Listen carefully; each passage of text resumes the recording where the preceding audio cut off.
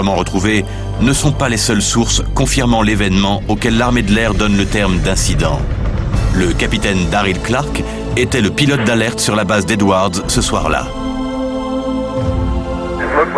On dirait qu'il vole assez bas, environ 3000 mètres. Son témoignage a été enregistré. Il a un peu viré vers l'ouest et il a pris beaucoup d'altitude.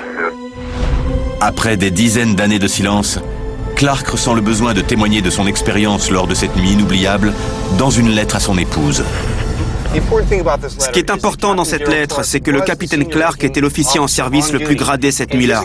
Et son témoignage confirme celui de Chuck. Tous deux ont gardé le secret le plus longtemps possible. Il est évident que cet incident l'a travaillé pendant des dizaines d'années, jusqu'à ce qu'il se décide à partager son secret avec quelqu'un. Cette lettre a été remise au chasseur d'OVNI par Sam Sherman, à qui l'on doit aussi la reconstitution des transmissions audio échangées à Edwards ce soir-là. Sherman a obtenu la lettre par l'intermédiaire du fils de Daryl Clark. J'étais en alerte à la base aérienne d'Edwards en Californie et j'étais l'officier en service le plus gradé.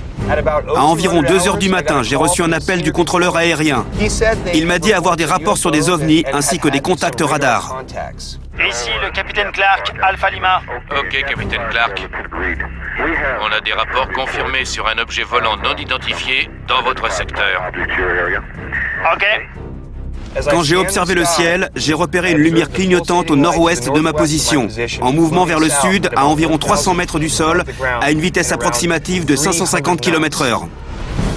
L'OVNI n'a pas fait de palier. Il a continué de monter.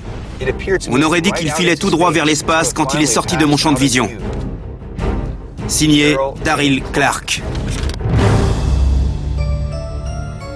Le jour suivant, on parle abondamment de l'incident parmi le personnel de la base qui n'a pas été témoin de l'événement.